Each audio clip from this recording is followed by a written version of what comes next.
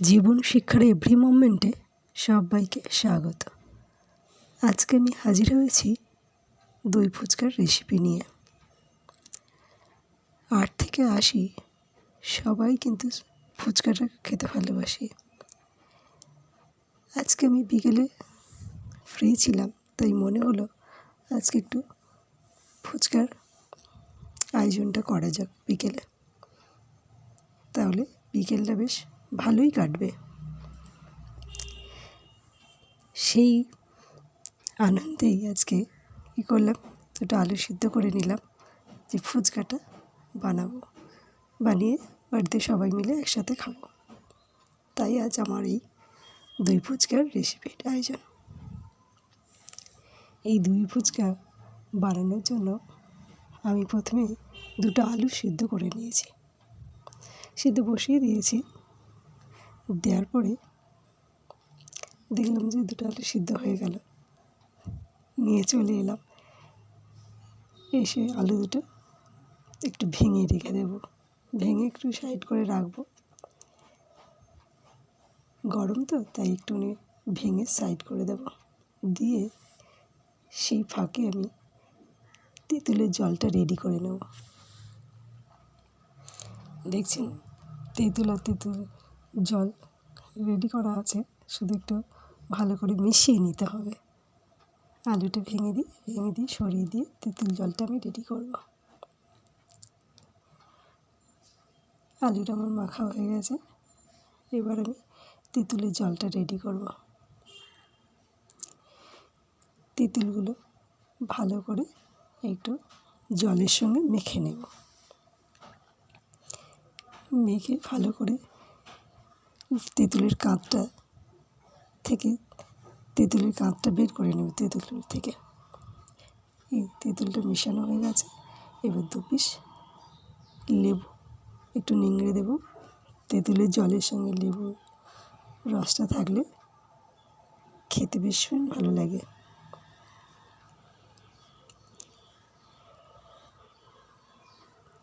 লেবুটা নিংড়ে দিয়েছি, আর একটা পিস আছে, এটাও নিংড়ে দিয়ে দেব।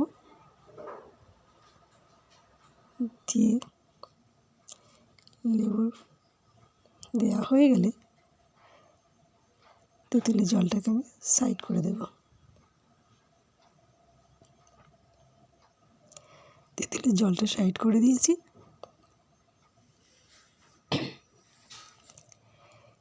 এবারে আলুর মধ্যে দিয়ে দেব আমি আগে থেকে ভেজে রাখা মশলাটা।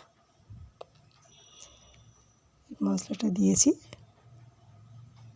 দিয়ে এবারে আলুটাকে ভালো করে মাখিয়ে নেব মশলাটার সাথে।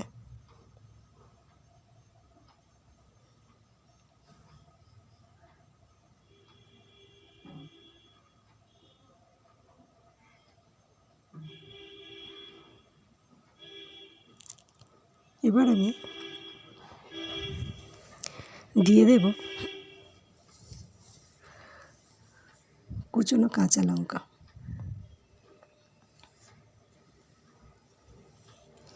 আলুটা মাখতে মাখতে মনে হলো মশলাটা একটু কম হয়েছে, ওই জন্য আর একটু মশলা দিয়ে দিলাম, দিয়ে মাখিয়ে নিলাম।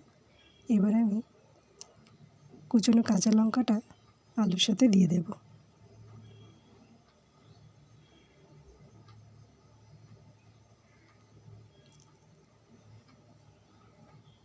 এবার কুচনো কাঁচা লঙ্কাটা আলুর সঙ্গে দিয়ে ভালো করে মাখিয়ে নেব।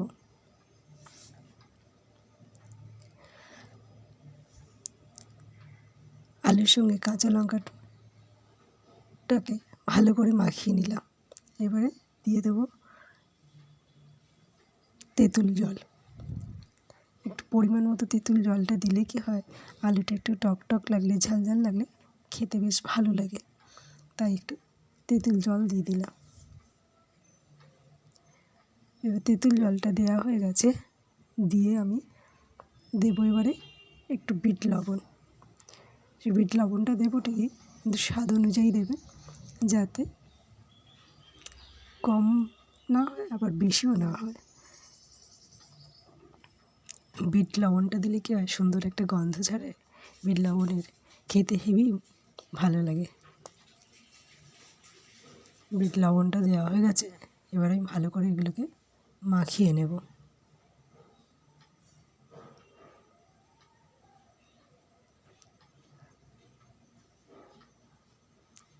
আলুর মাখা আমার রেডি।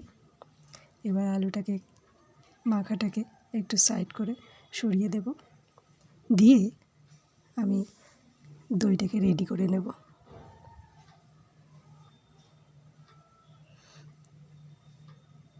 আলু মাখাটা কমপ্লিট। আলুটাকে সুন্দর করে মাখতে হবে যাতে আলুর মধ্যে ডেলা ডেলা ভাবটা না থাকে। এবার দইটা নিয়ে নিলাম। এবার দইয়ের মধ্যে আমি 1 চামচ চিনি দিয়ে দেব। এই 1 চামচ চিনি দিয়ে ভালো করে ফেটিয়ে নেব।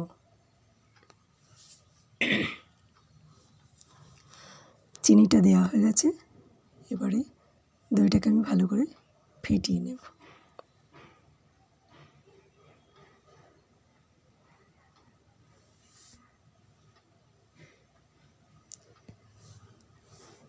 অন্যদিকে তেঁতুলের মিষ্টি চাটনিটা কিন্তু আমার আগে থেকে রেডি ছিল, সেটাই আজকে আমি এখানে ব্যবহার করব।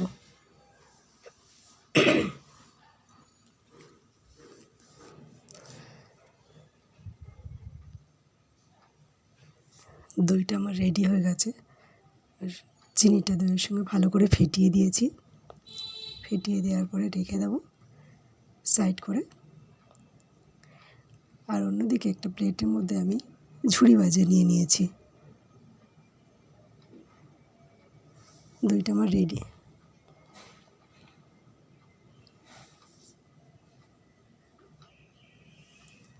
এবার প্লেটটাকে নিয়ে নেব। প্লেটের মধ্যে ফুচকাগুলোকে সাজিয়ে নেব।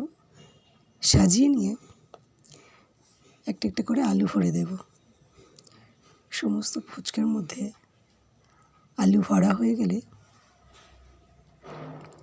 একে একে সমস্ত উপকরণগুলো আমি দেব।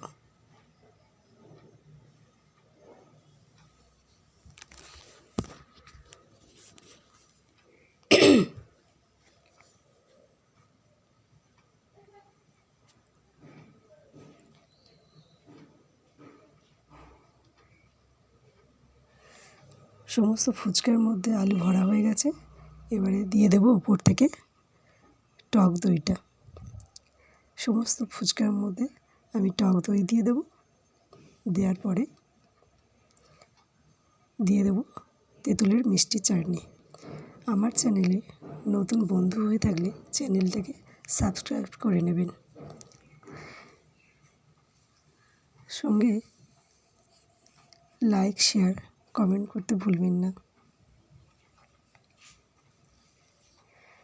সমস্ত ফুচকার মধ্যে আমার দই দেওয়া হয়ে গেছে। এবার দেব মিষ্টি চাটনি।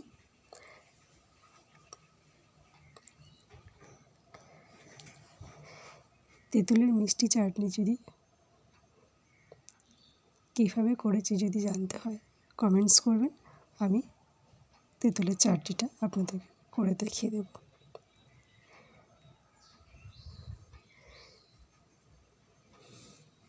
তেঁতুলের মিষ্টি চাটনিটা কিন্তু ভীষণই সুন্দর হয় খেতে, ভীষণই ভালো লাগে। ভাত পাতেও ভালো লাগে এই তেঁতুলের মিষ্টি চাটনিটা। এবারে তেঁতুলের চাটনিটা দেওয়া হয়ে গেলে উপর থেকে দিয়ে দেব ঝুরি ভাজা।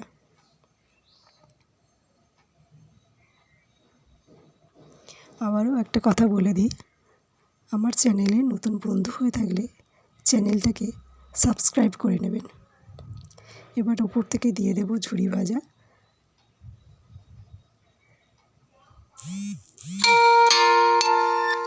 ঝুরি ভাজা দিয়ে উপর থেকে আমি চাট মশলাটা দিয়ে দেব। প্লেটের একদিকে আমি চাট মশলা নিয়ে নিয়েছি, চাট মশলাটা দিয়ে দেব। সবাই ভালো থাকবেন, সুস্থ থাকবেন। আজ তবে এই পর্যন্ত। আবার অন্য কোনো দিন হাজির হয়ে যাব অন্য কোনো নতুন রেসিপি নিয়ে।